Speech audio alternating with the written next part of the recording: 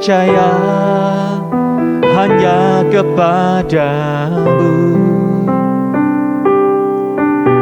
Kau pegang tanganku dan tuntun langkahku. Yesus, Kau perlindunganku. Kau Tuhan, kekuatan dalam hidupku, penolongku dalam kesesakan. Amin. Kau gunung batuku dan pertahananku. Yesus, Kau kemenanganku. Sambil angkat tanganmu katakan Yesus. Yesus, padamu ku berseru, Kaulah penyelamatku. Terpujilah Kau Tuhanku. Mulutku memuji nama-Mu sepanjang umur hidupku. Terpujilah Kau Tuhanku di atas segalanya.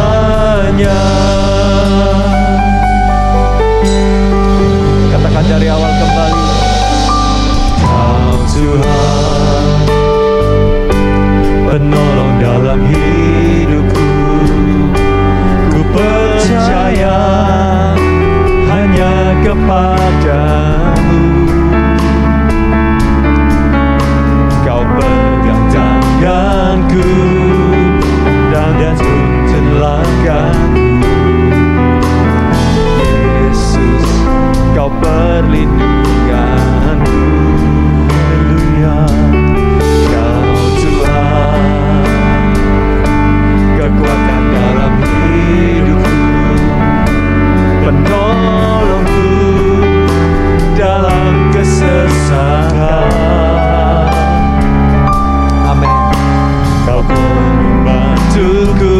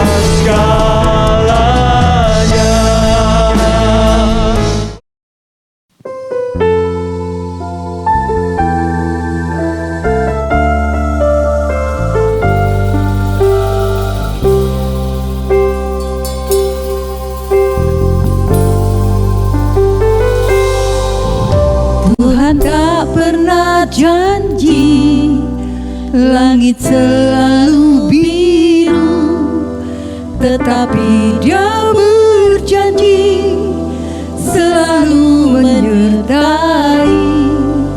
Tuhan tak pernah janji jalan selalu rata, tetapi Dia berjanji berikan kekuatan.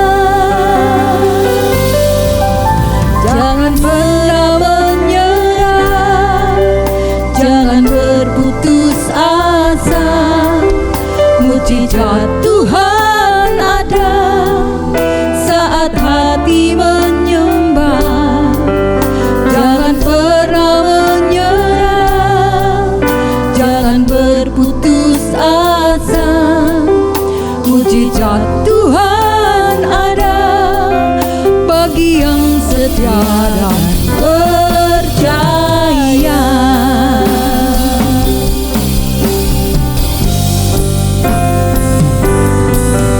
Tuhan tak pernah janji langit selalu biru, tetapi Dia berjanji selalu menyertai. Tuhan tak pernah janji jalan selalu rata, tetapi Dia berjanji berikan kekuatan. Jangan pernah menyerah, jangan berputus asa. Mujizat Tuhan ada saat hati menyembah. Jangan pernah menyerah, jangan berputus asa. Mujizat Tuhan ada bagi yang setia dan percaya.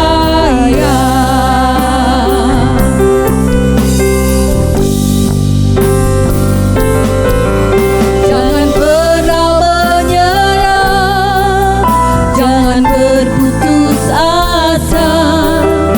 Mujizat Tuhan ada saat hati menyembah. Jangan pernah menyerah, jangan berputus asa. Mujizat Tuhan ada bagi yang setia dan percaya. Bagi yang setia, bagi yang setia dan percaya.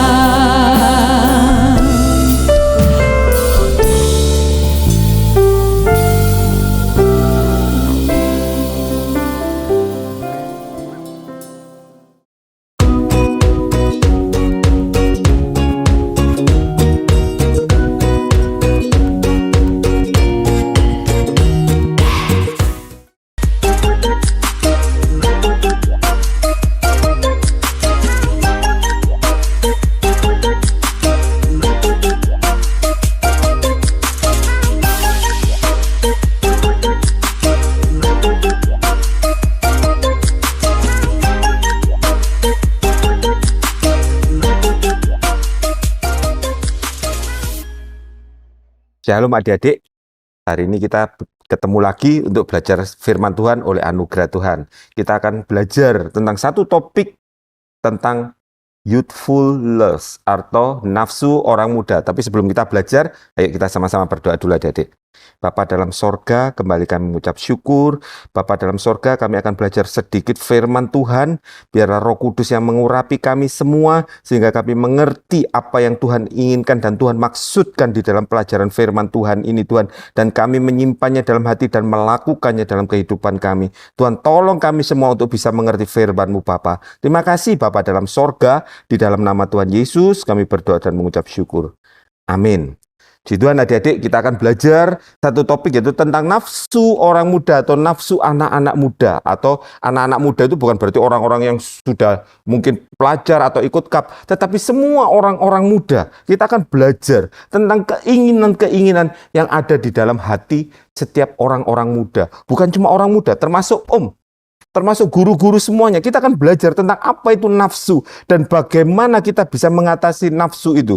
Nah, kita baca di dalam 2 Timotius pasal yang kedua ayat yang ke-22.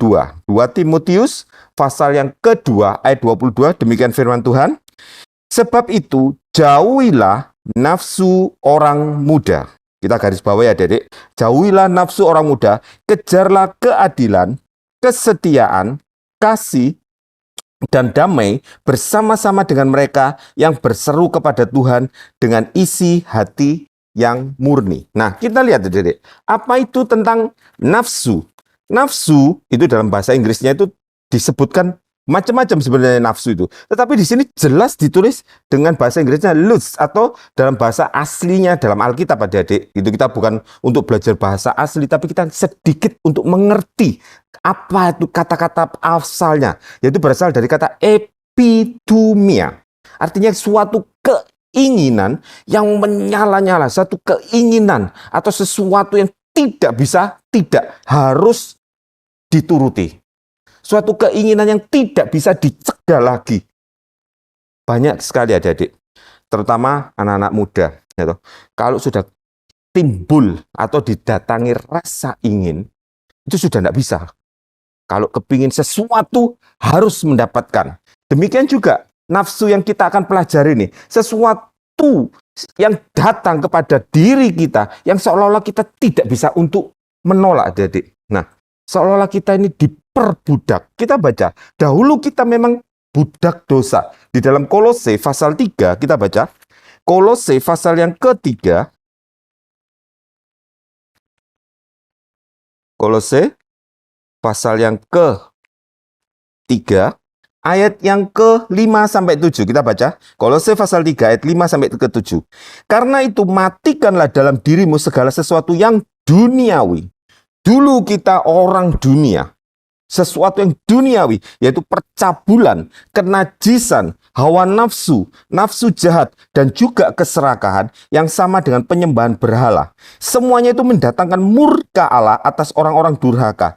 Dahulu kamu, perhatikan adik-adik, dahulu kamu, termasuk juga, melakukan hal-hal itu ketika kamu hidup di dalamnya. Dahulu kita juga hamba dosa.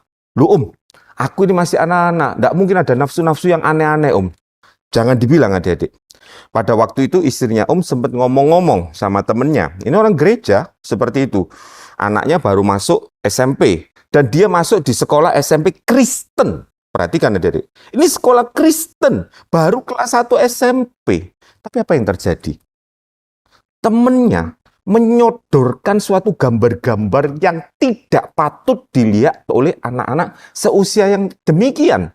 Gambar-gambarnya itu gambar-gambar yang rusak, kotor adik-adik. Sampai mamanya itu kaget pada waktu dilihatkan di HP mama. Anak ini untungnya mau terus terang kepada mamanya. Dilihatkan gambar-gambar ini sampai papa mamanya bingung. Gimana cara nerangkannya ini? Dia tidak duga sama sekali. Baru masuk SMP, ketemu teman, sudah disodori gambar-gambar cabul. Kaget mamanya.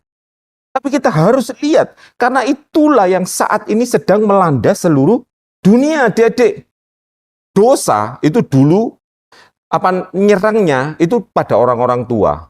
Makin lama usianya makin turun, orang-orang muda. Makin lama menyerang kepada anak-anak. Karena apa? Iblis punya suatu tujuan, yaitu untuk merusakkan semua generasi, dari mulai kanak-kanak sampai kepada orang tua.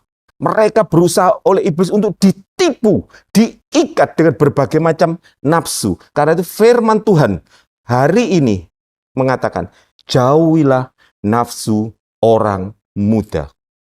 Gimana Nggak gampang, kita masih muda. Apalagi kita masih anak-anak, kita masih kepingin ini dan ini. Betul adik-adik, Tuhan tidak pernah melarang kita. Asal kita bisa melakukan apa yang kita ingin itu sesuai dengan firman Tuhan, jangan seperti tadi. Seperti tadi, baru masuk SMP, baru masuk ketemu, sudah disodori hal-hal yang jahat. Kalau adik-adik tidak punya dasar firman Tuhan, orang tua tidak memberikan dasar firman Tuhan yang kuat kepada anak-anaknya.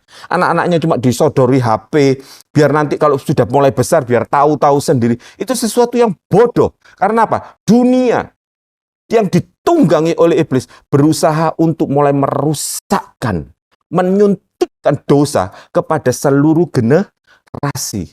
Dosa itu mulai menyerang makin lama, umurnya makin bertambah sedikit, yaitu makin muda, remaja, kemudian turun kepada anak-anak. Dahulu anak-anak itu mungkin masih mainan, masih mungkin atau main-main apa, kelereng atau apa. Sekarang baru anak-anak SD kelas 1, kelas 2. Kalau berkelahi sampai berdarah-darah, lihat sendiri, waduh, luar biasa.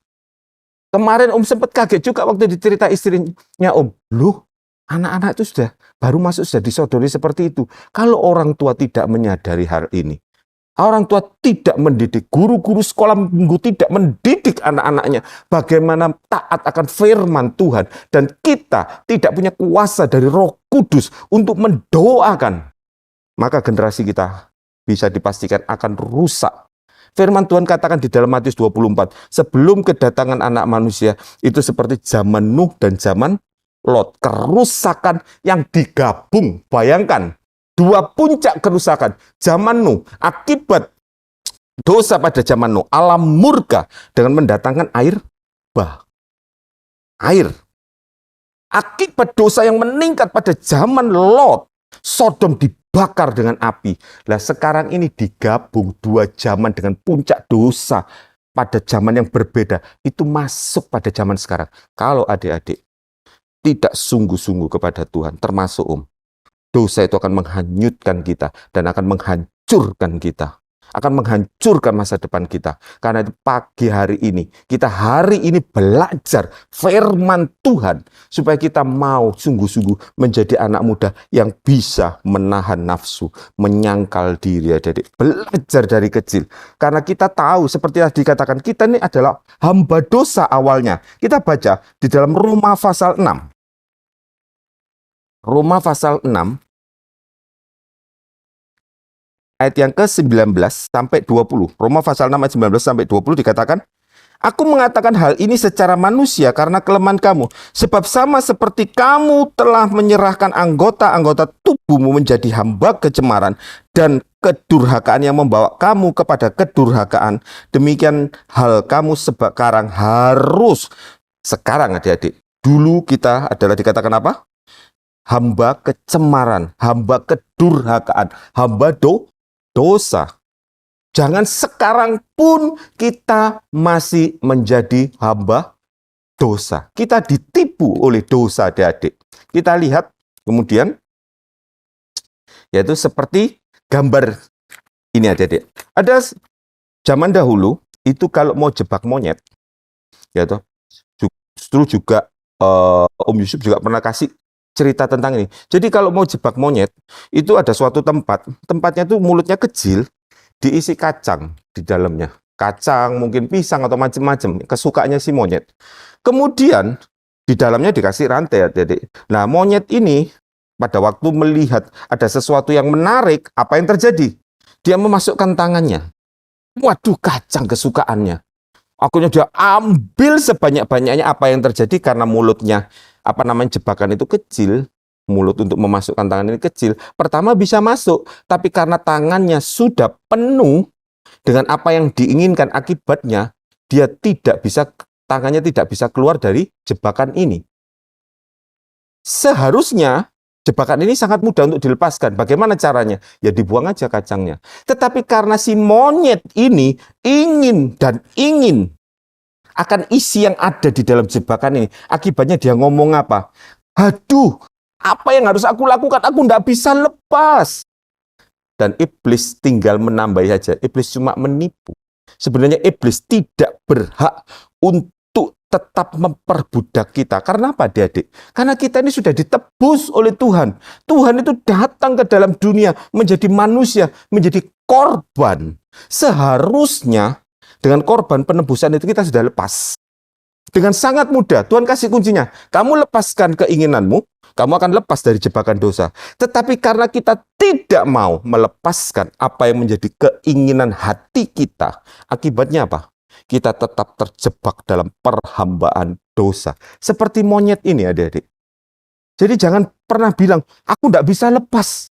Aku terikat, tolong doakan Om. Tolong doakan aku tidak bisa menguasai nafsu ini. Itu adalah perkataan seperti monyet ini. Aku nggak bisa lepas.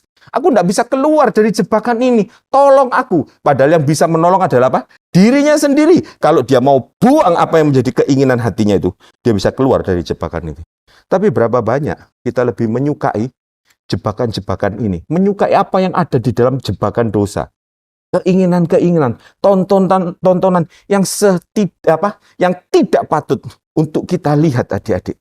Sebenarnya Tuhan itu menyediakan masa depan yang luar biasa untuk setiap kita. Tetapi berapa banyak kita lebih menuruti keinginan kita? Berapa banyak? Misalnya waktu-waktu yang adik-adik punyai, itu dibuang untuk hal-hal yang sia-sia. Mungkin yang selalu katakan juga kepada anaknya, main gadget sampai terus-menerus. Itu membuang waktu. Seharusnya waktu yang Tuhan berikan bisa untuk menggali apa yang ada di dalam hidup kita. Talenta apa yang Tuhan sudah berikan, adik-adik. Talenta-talenta itu bisa dikembangkan. Om selalu katakan kepada anaknya, Noel, kamu diberi talenta mungkin bisa menyanyi dan bisa main basket. Pakai waktunya untuk belajar, untuk menyanyi dengan baik, untuk bisa memuji Tuhan. Walaupun kamu pintar sekalipun, tapi kalau tidak dipakai untuk memuliakan nama Tuhan, apa yang terjadi? Itu pun akan menjadi sia-sia, adik-adik. Nah, kita belajar, adik-adik, supaya hidup kita itu tidak menjadi sia-sia, kita harus apa? Menggunakan waktu yang sebaik-baiknya, adik-adik. Kita harus pakai waktu. Jangan seperti monyet ini, tidak bisa lepas aku. Aku tidak bisa melakukan apa-apa. Susah aku lepasnya. Tolong Tuhan. Padahal Tuhan bilang, kalau kamu mau buang apa yang menjadi keinginan hatimu, maka jebakan itu bisa lepas, adik-adik. Karena itu pagi hari ini kita harus belajar, kita harus mengerti, kita harus sadar, yaitu bahwa Tuhan sudah melepaskan kita dari dosa. Jangan mau terus-menerus diperhamba lagi oleh dosa. Kemudian kita lihat selanjutnya. Kalau gitu, apa yang harus aku lakukan supaya aku bisa lepas? Yang pertama, adik-adik, kita itu harus sadar, kita harus ngerti, dan kita harus percaya bahwa kita ini sudah dilepaskan dari dosa oleh korbannya Kristus di kayu salib. Kita baca di dalam Yohanes pasal yang ke-8. Yohanes pasal yang ke-8 ayat yang ke-36. Yohanes pasal 8 ayat yang ke-36, demikian firman Tuhan. Jadi apabila anak itu memerdekakan kamu, kamu pun benar-benar merdeka. Kita lanjut di dalam Galatia pasal yang ke-5 ayat yang 1 dan 13. Galatia pasal yang ke-5. Galatia pasal yang ke-5 ayat yang pertama dan ayat yang ke-13. Supaya kita sungguh-sungguh merdeka, Kristus telah memerdekakan kita. Karena itu berdirilah apa? Teguh, dan jangan mau lagi dikenakan kuk perhambaan. Kamu sudah dimerdekakan. Seperti monyet tadi nih. Sebenarnya kamu tidak terikat, tetapi kamu sendiri oleh keinginan hatimu, kamu mengikatkan diri kepada dosa kembali. Kamu memperhambakan diri kembali. Padahal firman Tuhan sebenarnya kamu itu sudah bebas. Bebas oleh darah Kristus, oleh penebusan Kristus. Karena itu buang apa yang menjadi keinginan hatimu yang tidak sesuai dengan firman Tuhan. Maka kamu akan menjadi orang yang benar-benar merdeka.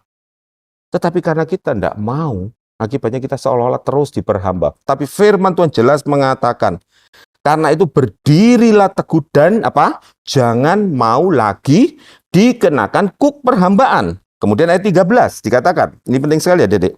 Saudara-saudara, memang kamu telah dipanggil untuk merdeka. Sekarang kita yakin, kita sudah merdeka. Tetapi janganlah kamu mempergunakan kemerdekaan itu sebagai kesempatan untuk kehidupan dalam dosa, melainkan layanilah seorang akan yang lain oleh kasih. Kalau kita sudah tahu kita merdeka, jangan coba-coba lagi, incip-incip dosa. Keblinger, oh kita sudah merdeka jadi hidup seenaknya. Tidak, adik-adik. Karena Kristus sudah memerdekakan kita, biarlah kita sebagai anak-anak Tuhan memperhambakan diri kepada Tuhan. Tuhanlah yang menjadi Tuhan kita, bukan nafsu kita, adik-adik. Kemudian yang kedua, sebagai pengikut Kristus yang sudah dimerdekakan, itu tidak terus enak-enakan, adik-adik. Karena itu firman Tuhan katakan bahwa jauhilah nafsu orang muda. Bagaimana caranya, Om? Dengan cara menyangkal diri dan pikul salib. Lukas pasal yang ke-9, ini ayat yang paling Om senengin, adik-adik. Yaitu Lukas pasal yang ke-9, ayat yang ke-23. Lukas pasal 9, ayat yang ke-23. Demikian firman Tuhan. Lukas 9 ayat 23 dikatakan, katanya kepada mereka semua, setiap orang yang mau mengikut aku, ia harus apa? Menyangkal dirinya. Artinya apa menyangkal dirinya? Kalau ada keinginan dari dalam diri kita yang tidak cocok dengan firman Tuhan, itu harus kita matikan. Itu namanya baru menyangkal diri. Jadi menyangkal diri itu adalah mematikan keinginan-keinginan dosa, keinginan-keinginan yang tidak sesuai dengan firman Tuhan yang timbul dari dalam diri kita. Kita matikan. Enggak, aku enggak mau lagi. Misalnya ada tontonan-tontonan, teman-teman menawarkan hal-hal yang dosa. Kita katakan kita harus berani berkata tidak pada dosa.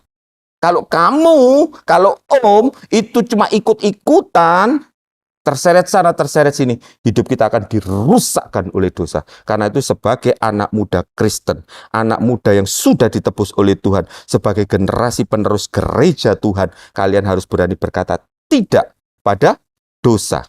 Kalau timbul keinginan di dalam diri itu mulai keluar seolah-olah tidak bisa dikuasai, katakan, Tuhan, aku tidak mau lagi berbuat dosa. Sebut nama Yesus, maka Tuhan akan memberikan kekuatan kepada kita. Dan kalau kelihatan itu ada dosa, firman Tuhan katakan apa? Orang bijak dilihatnya jahat, dia lari. Jangan sudah tahu itu tontonan yang jahat. Oh enggak, pokoknya aku enggak mau berbuat dosa. Tetapi matanya terus melihat. Itu disebut sebagai apa? Orang bebal. Lihat yang jahat, dia jalan terus lalu kena. Itu namanya orang bodoh. Karena itu kalau ada sesuatu tawaran-tawaran, segera minggir. Katakan tidak, tapi jangan terus berada di situ. Enggak, tapi terus diem aja di situ. Itu namanya bodoh, adik-adik. Tidak, segera pergi. Enggak, aku enggak mau. Itu baru menyangkal diri. Dikatakan apalagi sebagai pengikut Kristus harus mau memikul salib. Artinya apa? Berani korban walaupun aku enggak salah. Kalau dulu menyangkal diri itu berhubungan dengan diri kita. Tetapi kalau memikul salib itu berhubungan dengan di luar diri kita. Kalau kita ini sudah berbuat sesuatu yang berkenan kepada Tuhan, berbuat baik kepada orang lain, tetapi masih juga mengalami sesuatu yang tidak enak, bukan karena kesalahan kita, tetapi karena kita berbuat benar, itu namanya memikul salib. Orang yang memikul salib Kristus, Tuhan akan menyediakan mahkota kehidupan, masa depannya dijamin oleh Tuhan. Dari sejak muda, masa depanmu itu jangan dirusakkan oleh dosa karena ada keinginan di dalam diri kita yang timbul di dalam diri kita. Sangkali diri kita. Kemudian kalau ada sesuatu yang tidak enak karena kita sudah melakukan firman Tuhan, tetap bersukacita, itu memikul salib. Dan untuk jadi pengikut Kristus harus menyangkal diri dan pikul salib. Seperti itu adik-adik, dikatakan apa? Ia harus menyangkal dirinya, memikul salibnya setiap hari dan mengikut aku. Tetapi hal itu adik-adik tetap tidak bisa pakai kekuatan sendiri. Karena apa? Tubuh manusia ini dikuasai oleh dosa. Tubuh daging.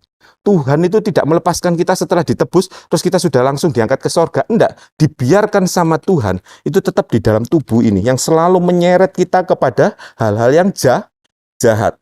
Kenapa?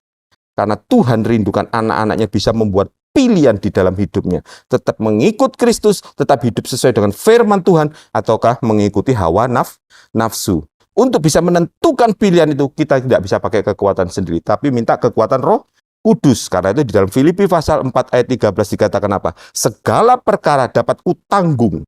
Segala perkara, bukan sebagian perkara atau beberapa perkara, tapi segala perkara dapat kutanggung di dalam Dia yang memberi kekuatan kepadaku, adik-adik. Dan dikatakan di dalam Titus, kita baca juga. Titus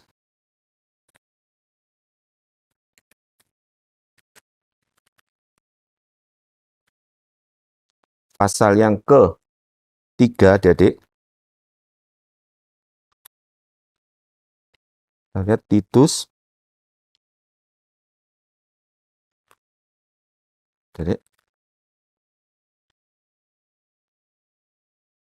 Pasal yang ke-3, ayat yang ke-5. Titus pasal 3 ayat yang 5 katakan apa?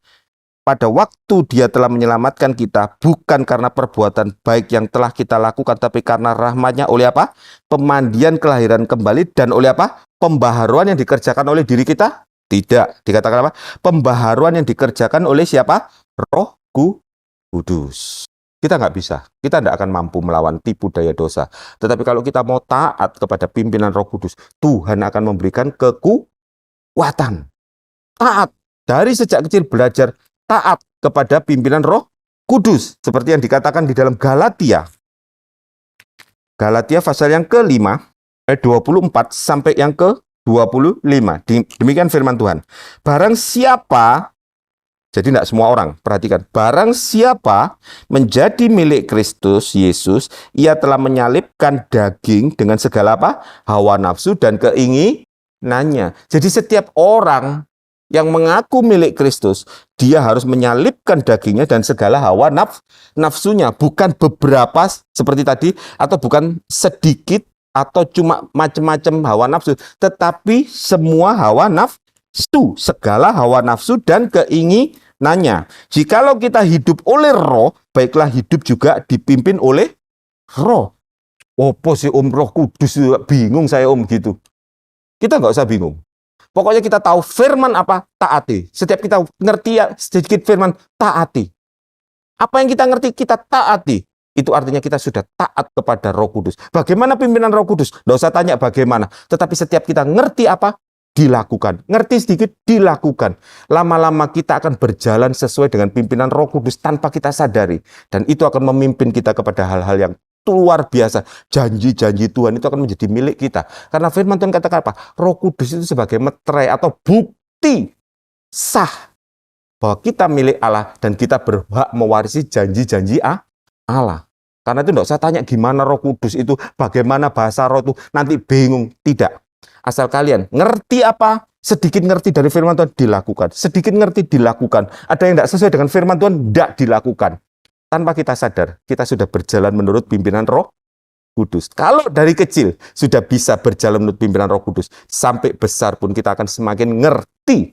Dan kalau kita ngerti, enak adik-adik, baik di dalam sekolah, baik di dalam bekerja, Tuhan pasti yang menjadi pembela kita. Karena itu kita belajar, matikan segala hawa nafsu. Dikatakan apa?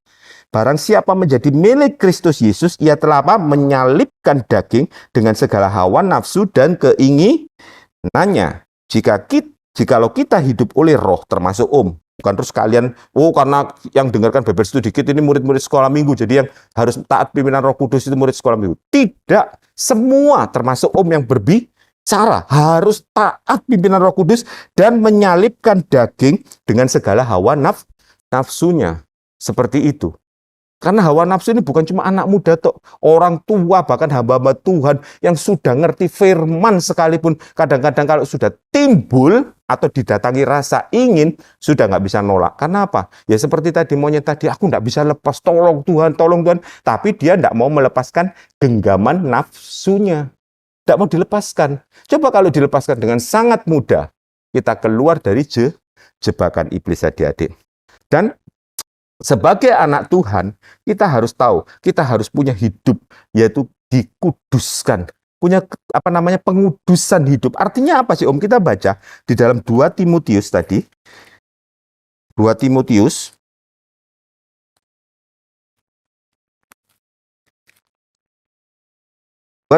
Pasal 2, yaitu ayat 19. Ini latar belakang kenapa kita harus menjauhi nafsu orang muda. Firman Tuhan katakan apa? Kalau Tuhan sudah mengatakan suatu syarat, pasti Tuhan juga sudah menyediakan suatu berkat. Tuhan itu baik, adik-adik, Bapak yang sangat baik. Kalau dia menyodorkan sesuatu, pasti ada sesuatu yang juga Tuhan sudah sediakan. Apa itu yang disediakan Tuhan? Dikatakan di dalam 2 Timotius pasal 2 ayat 19. Tetapi dasar yang diletakkan Allah itu teguh, dan meterainya ialah Tuhan mengenal siapa kepunyaannya. Artinya apa? Orang yang mau taat firman Tuhan, itu menjadi kepunyaan Tuhan. Menjadi sesuatu yang berharga bagi Tuhan. Dan sesuatu yang berharga pasti sama Tuhan akan dijaga dengan sangat baik. Dan kemudian apa? Dan setiap orang yang menyebut nama Tuhan hendaklah meninggalkan kejahatan. Ayat yang ke-20, dalam rumah yang besar bukan hanya terdapat perabotan dari emas dan perak, melainkan juga dari kayu dan tanah. Yang pertama dipakai untuk maksud yang mulia, dan yang terakhir untuk maksud yang kurang mulia. Jika seorang, tidak peduli, itu orang tua, orang muda, hamba Tuhan atau siapapun atau jemaat biasa, dikatakan firman Tuhan, jika seorang menyucikan dirinya atau menguduskan dirinya dari hal-hal yang jahat, ia akan menjadi perabot rumah untuk maksud yang apa? Yang mulia. Ia dikuduskan, dipandang layak untuk dipakai tuannya, dan disediakan untuk setiap pekerjaan yang mulia. Luar biasa. Kalau dari kecil adik-adik mau belajar taat firman Tuhan, Tuhan katakan apa? Kamu dengan sangat pasti, kamu adalah benda yang berharga bagi Tuhan. Dan setiap apa yang dilakukan, pasti Tuhan sediakan untuk maksud yang mulia. Apa yang dikerjakan pasti berhasil. Karena apa? Tuhan yang membuat berhasil. Karena kita ini adalah barang atau sesuatu yang berharga di mata Tuhan. Bukan cuma sekedar benda. Benda ini hanya gambaran adik-adik. Kita ini sesuatu yang berharga. Digambarkan kalau di rumah itu ada emas dan perak, itu pasti disimpan baik-baik. Tetapi kalau kayu, ya kayak ulek-ulek batu, ya ditaruh dapur lah, pecah ya sudah lah. Tapi kalau emas atau perak dijaga baik-baik. Kalau kita ingin kehidupan kita terus berada di dalam hadirat kasih Tuhan, di dalam tangan Tuhan, dan segala sesuatunya dalam perlindungan Tuhan. Jadilah orang-orang yang mau menguduskan diri, hidup dijaga sesuai firman Tuhan dari sejak masa muda. Maka firman Tuhan katakan apa? Dipandang layak untuk dipakai tuannya, dan disediakan untuk apa? Setiap pekerjaan yang mulia. Masa depan kita adalah masa depan yang mulia, baik di dunia ini sampai kepada kekekalan. Jadi belajar adik-adik dari sejak masa muda, belajar untuk hidup berani berkata tidak pada dosa, dan segera pergi kalau dilihat itu adalah sesuatu yang jahat. Jadi kesimpulannya, yang pertama adik-adik, sebagai anak muda, seperti Om juga katakan pada anaknya Om Noel, kamu kalau bicara yang sopan, pakai kata maaf, terima kasih. Kalau di sekolahnya diajarkan 5 kata ampuh, maaf, terima kasih, permisi, dan macam-macam. Itu baik. Karena apa? Kalau kita punya sopan santun, hidup dijaga, apalagi dijaga sesuai dengan firman Tuhan, dikatakan di dalam 1 Timotius pasal yang keempat, ayat 12. 1 Timotius pasal yang keempat, ayat 12 dan 13 dikatakan, jangan seorang pun menganggap engkau rendah karena engkau muda. Jadilah teladan bagi orang percaya dalam apa? Perkataanmu, dalam tingkah lakumu, dalam kasihmu, dalam kesetiaanmu, dan dalam kesucianmu. Sementara itu sampai aku datang, bertekunlah dalam apa? Membaca kitab-kitab suci dan membangun dan mengajar.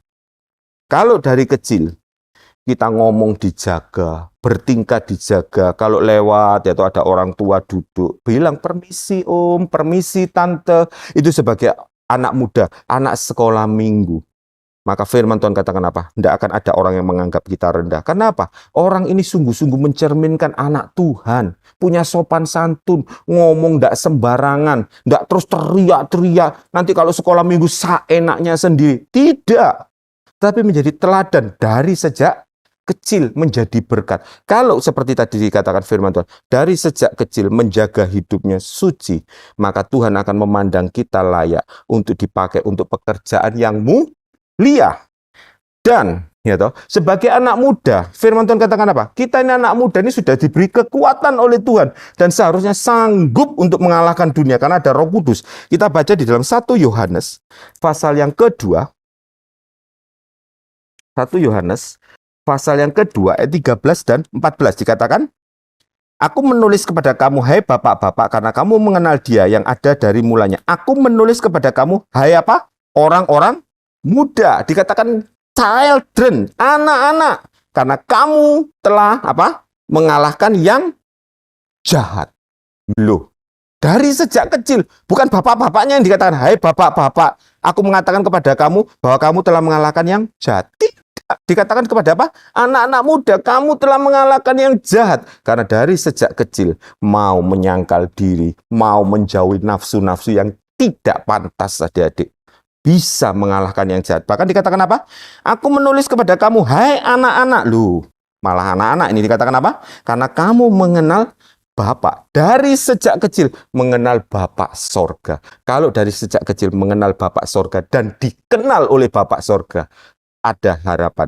Kita punya masa depan yang luar biasa. Walaupun dunia tidak karu-karuan, jangan takut. Doa kita sebagai anak-anak bisa melindungi seluruh keluarga kita, termasuk mama dan papa kita.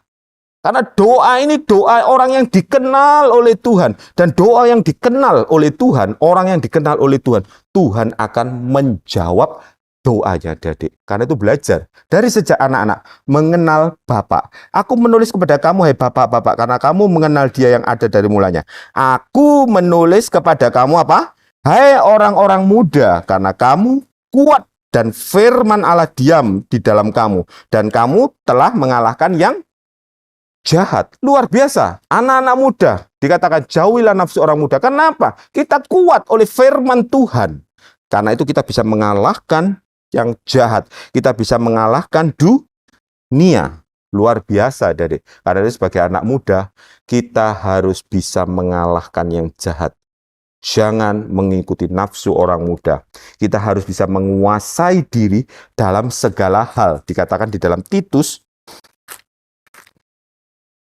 pasal yang kedua, ayat yang ke-6. Titus pasal yang kedua, ayat yang ke-6 dikatakan, demikian juga orang-orang muda, ditulis lagi orang-orang muda. Karena Titus ini sebaya dengan Timotius. Masih muda-muda muridnya Rasul Paulus ini. Masih muda-muda. Tapi dikatakan apa? Demikian juga, hei orang-orang muda, nasihatilah mereka. Supaya mereka apa? Menguasai diri dalam segala hal. Menguasai diri dalam segala hal. Tidak menuruti nafsu orang-orang muda. Nafsu apa? Ini kalau kita lihat sebenarnya lebih mengarah kepada nafsu percabulan. Hal-hal yang kotor, yang najis.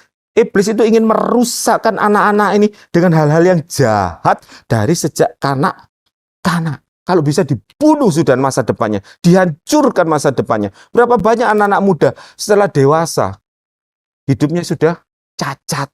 Mungkin kesehatannya sudah cacat. Dulu masih anak-anak atau masih remaja. Waduh, suka narkoba, suka merokok. Akhirnya setelah besar, kena penyakit paru-paru. Mungkin bekerja cuma kemampuannya tinggal 30% karena paru-parunya sudah tidak berfungsi dengan baik. Mungkin jantungnya, mungkin macam-macam. Karena apa? Dari muda hidupnya sembarangan. Tapi kalau dari muda hidupnya dijaga. Loh, apa kalau dari muda dijaga berarti tidak kena penyakit, Om? Memang kadang-kadang Tuhan izinkan sesuatu terjadi. Tapi kalau dari muda kita jaga hidup kita. Walaupun ada sesuatu yang seolah-olah tidak enak, Tuhan pasti akan menjaga dan memimpin kita. Sehingga kita bisa melakukan pekerjaan bukan yang cuma baik saja. Tapi firman Tuhan tadi katakan apa, adik-adik? Yang mulia. Jaga hidupmu dari sejak masa kanak-kanakmu. Sebagai anak-anak sekolah minggu itu basic. Om selalu katakan, anak-anak sekolah minggu adalah generasi penerus gereja. Karena itu guru-guru sekolah minggu jangan sembarangan mengajarkan sesuatu. Tetapi belajar firman Tuhan sungguh-sungguh untuk diajarkan kepada anak-anak. Baik anak-anak sekolah minggu maupun anaknya Om sendiri. Supaya apa? Menjadi generasi yang kuat. Generasi penerus gereja yang mempunyai kekuatan karena berdasar atas firman Tuhan. Bisa menguasai diri dalam segala hal. Dan bisa memutuskan dari dirinya sendiri, bisa mengambil keputusan dari kecil, bisa berkata, tidak, aku tidak mau, aku tidak boleh, karena firman Tuhan berkata ini. Luar biasa, kalau dari sejak masa muda, bisa mengambil keputusan dari dirinya sendiri, seperti dikatakan di dalam Lukas pasal 12. Kita baca Lukas pasal 12. Ayat yang ke-57. Lukas pasal 12 ayat yang ke-57. Dan mengapakah engkau juga tidak memutuskan sendiri apa yang benar? Terjemahan lama dikatakan apa? Tidakkah kamu dapat mengambil keputusan yang benar dari dirimu sendiri dari sejak muda? Seperti yang dilakukan oleh siapa? Daniel, Sadrak, Mesak, Abednego di dalam Daniel pasal yang ke-1, dan kita baca. Daniel pasal yang ke-1, ayat yang ke-8, dikatakan apa? Daniel pasal 1 ayat yang ke-8, Daniel berketetapan. Dikatakan apa? Daniel berketetapan. Ini asal mulanya. Kenapa Daniel dipilih oleh Tuhan untuk mendapat penglihatan jauh ribuan tahun tentang kejadian akhir zaman. Bahkan dijadikan pelajaran pokok adik-adik di dalam gereja kita, yaitu 70 sabat Daniel. Ada 70 masa yang bisa dilihat oleh Daniel secara rinci. Asal mulanya apa? Simple. Keputusan awal menentukan langkah besar yang akan diambil. Dan Tuhan akan memberikan sesuatu berkat, bukan cuma berkat jasmani, tetapi berkat-berkat rohani, hikmat, marifat, karunia-karunia itu menjadi milik anak-anak sekolah minggu, mempunyai kekuatan yang luar biasa, bahkan mempunyai mujizat-mujizat untuk memberikan gereja sesuatu yang ajaib. Dikatakan apa? Kunci awalnya yaitu langkah awalnya Daniel apa? Dikatakan apa? Berketetapan untuk apa? Tidak menajiskan dirinya. Titik sampai sini. Kalau dulu itu ada apa? Suguhan santapan raja, makanan yang enak-enak. Mungkin wah luar biasa. Enggak mungkin makanan raja tempe atau apa. Yang enak-enak, minumnya yang enak-enak.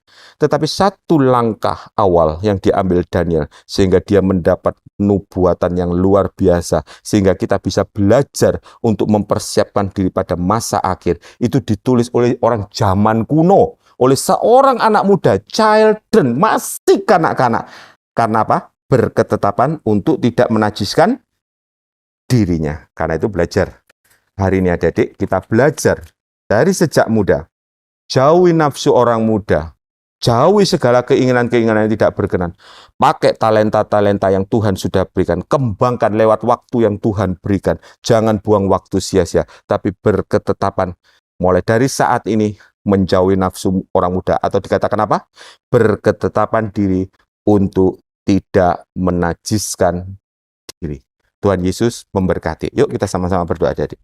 Bapa dalam sorga, terima kasih Tuhan, kalau hari ini kami belajar lagi, Tuhan rindukan kami Tuhan, untuk menjauhi nafsu orang muda, dari sejak masa muda, bahkan sejak masa kanak-kanak, kami hidup sesuai dengan firman Tuhan, kami mau Tuhan, bahkan kami mau mengambil keputusan tegas walaupun dari sejak kecil Tuhan. Terima kasih Bapa dalam sorga, biarlah benih firman Tuhan ini tertanam, baik Tuhan untuk orang-orang yang akan mendengarkan streaming ini, kami yakin dan percaya, inilah kehendak-Mu, membentuk generasi muda yang suci, kudus, dan dikuduskan sehingga mempunyai sesuatu untuk menjadi generasi gereja yang kuat dan luar biasa, menjadi generasi gereja yang ajaib di akhir zaman. Terima kasih Bapa dalam sorga, Engkau memberkati kami semua yang sudah mendengarkan firman-Mu Bapa, dan hamba-Mu mohonkan Bapa dalam sorga, biarlah dengan berkat kasih Allah Bapa, anugerah Tuhan Yesus Kristus, dan persekutuan Roh Kudus memberkati kami semua mulai saat ini sampai Tuhan Yesus datang kembali. Semua yang percaya bersama-sama katakan, amin. Tuhan Yesus memberkati.